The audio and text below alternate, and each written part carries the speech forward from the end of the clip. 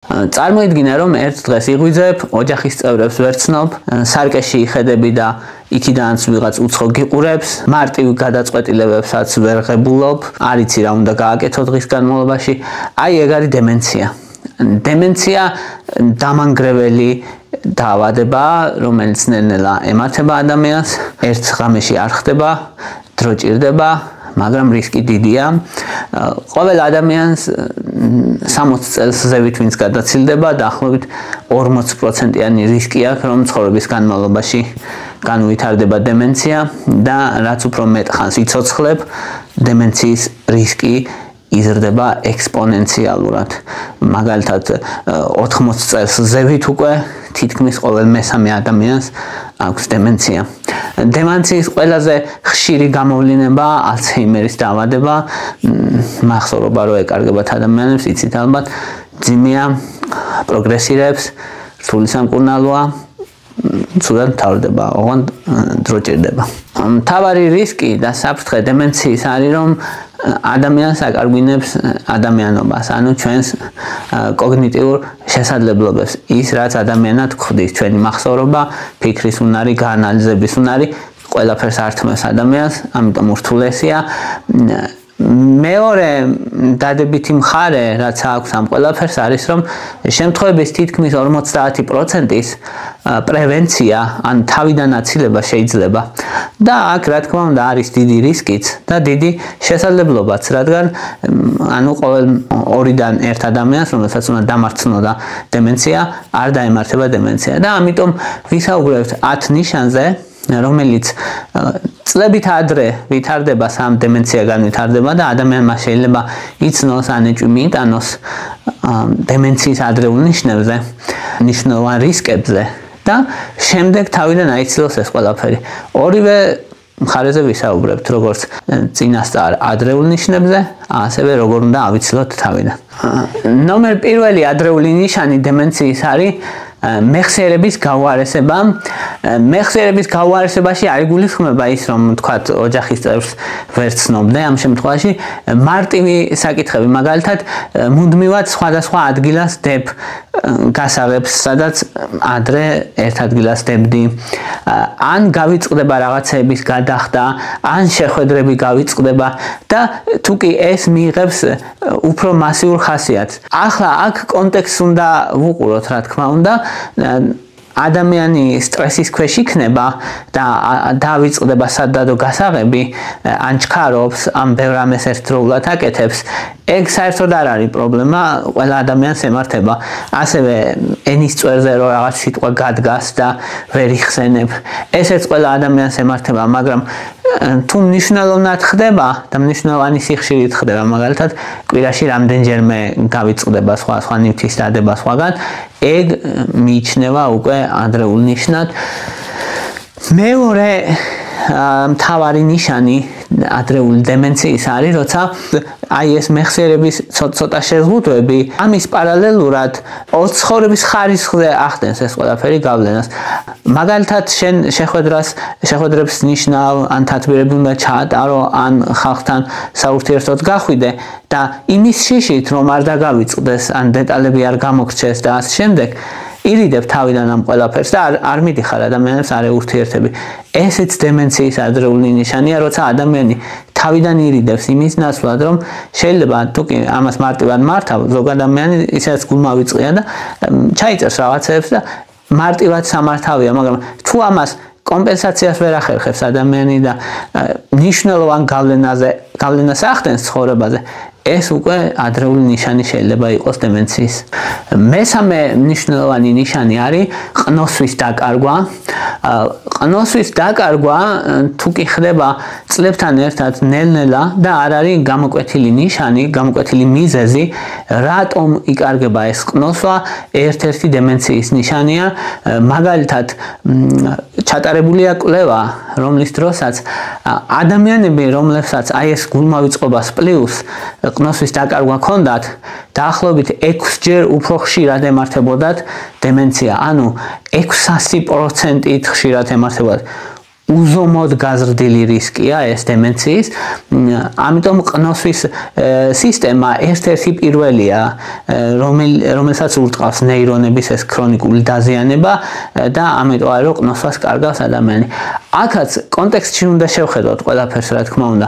თუ შენ ქონდა გრიპი, გაცემა ან კოვიდი და მას მერე ყნოსვა გაგიუარეს და ან ალერგიული რინიტი გაქვს მაგალითად და სეზონზე ყნოსვა სკარგავ, ეგ არ ნიშნავს დემენციას, რა თქმა უნდა, მაგრამ თუ ხდება კონტექსტის გარეშე ეს ყველაფერი დროსთან ერთად და შეუქცევადად, მაშინ არის დემენციის ნიშანი. შემდეგი მნიშვნელოვანი ნიშანი არის სმენის დაქვეითება. სმენის დაქვეითება განსაკუთრებით ხმაურიან გარემოში თუ არის მის ადამიანს.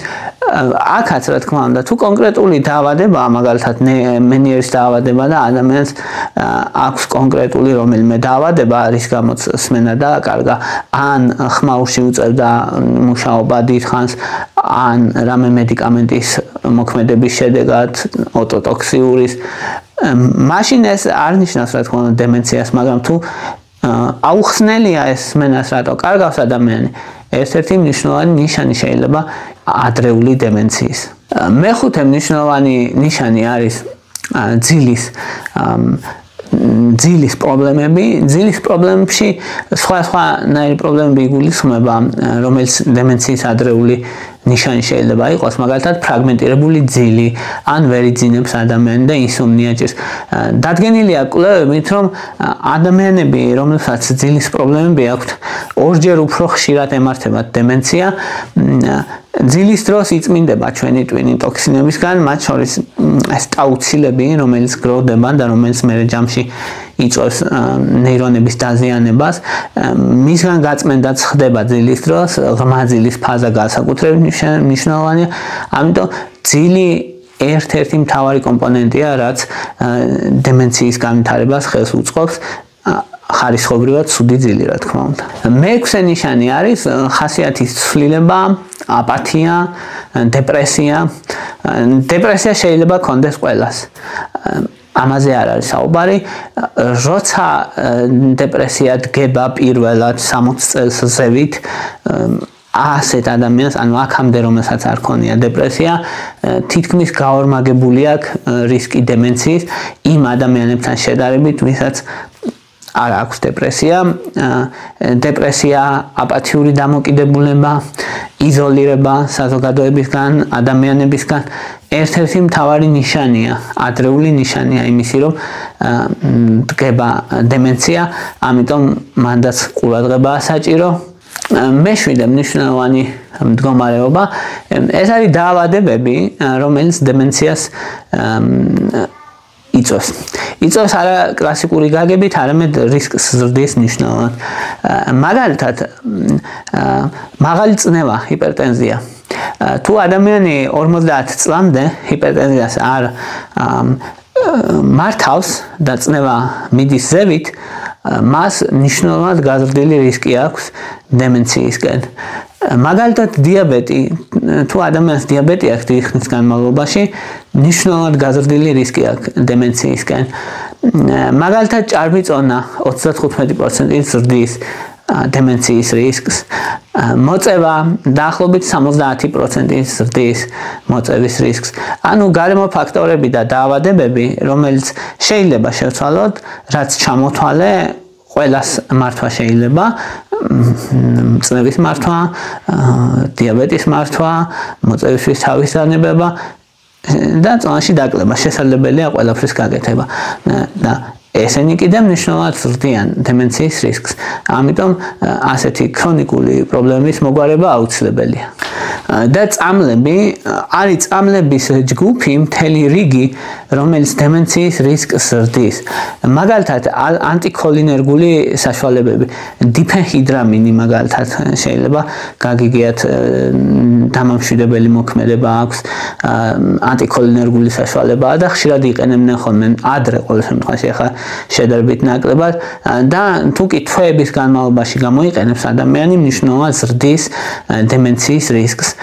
ბენზოდიაზეპინები მაგალითად დიაზეპინი, ალპრაზოლამი ზრდიან რისკს, 6 თვის განმავლობაში გამოყენებაც კი ზრდის დემენციის რისკს. ანტიდეპრესანტები, მაგალითად პაროქსეტინი და ამიტრიპტილინი ძალიან ცნობილი ანტიდეპრესანტებია.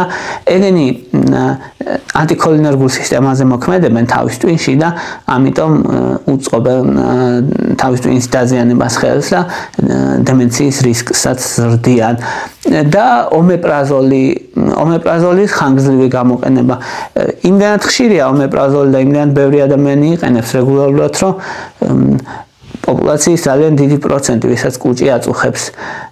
და ამიტომ ეს გასაკვირია, მაგრამ მნიშვნელოვანია რომ ვიცოდეთ, რომ ომეპრაზოლსაც და სხვა პროტონული ტუმბოს ინჰიბიტორებსაც შეუძლიათ გაზარდონ დემენციის რისკი.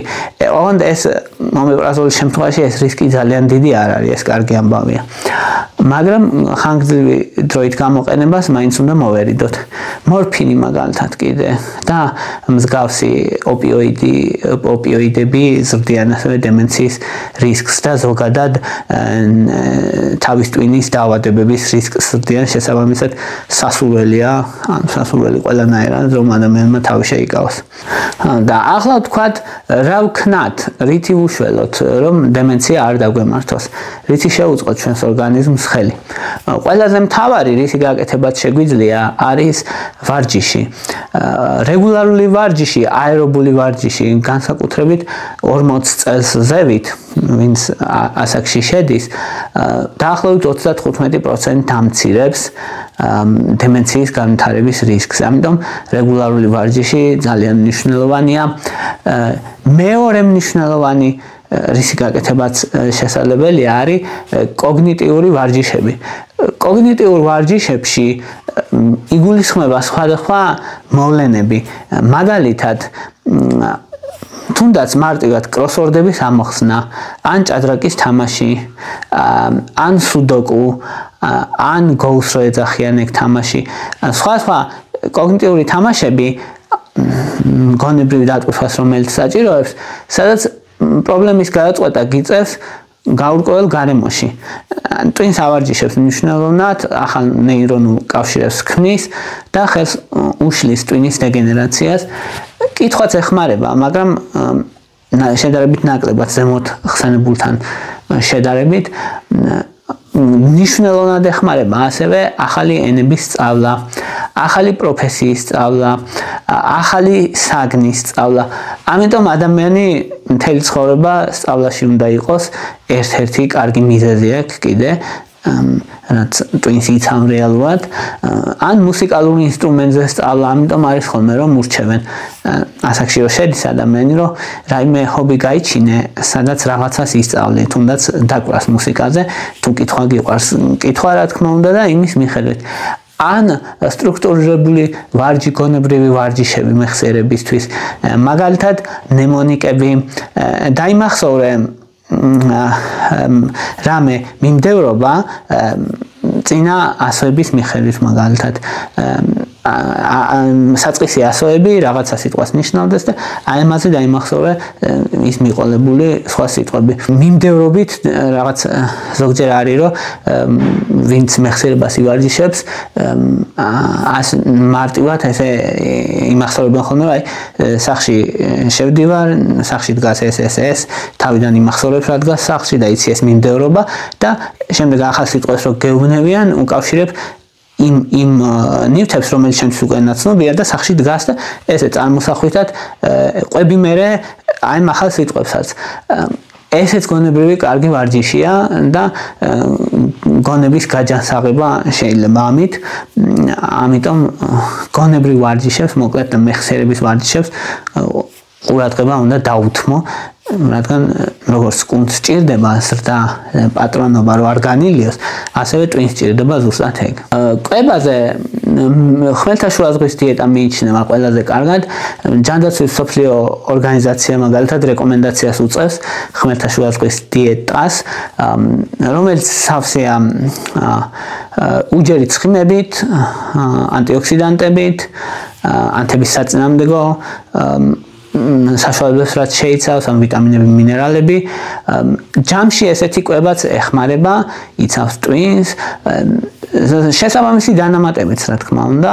უბრალოდ ამ ვიდეოში დანამატებზე არ ვსაუბრობ, მაგრამ ერთ-ერთი მთავარი არის ომეგა-3, რომელიც ერთ-ერთი უნივერსალური საკვები დანამატია. და ბოლოს, სოციალური ურთიერთობების შენარჩუნება არის ძალიან მნიშვნელოვანი.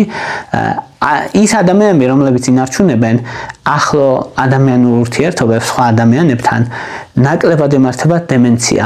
ამიტომ და მარტოობა, ეულობა, აი ესეთი ადამიანები, რომელსაც არავინ არ ყავთ, ვისაც რეგულარულად ურთიერთებიან, არ ყავთ მეგობრები, არ ყავთ ოჯახის წევრები, უფრო მაღალია შანსი, რომ დემენცია განვითარდეს.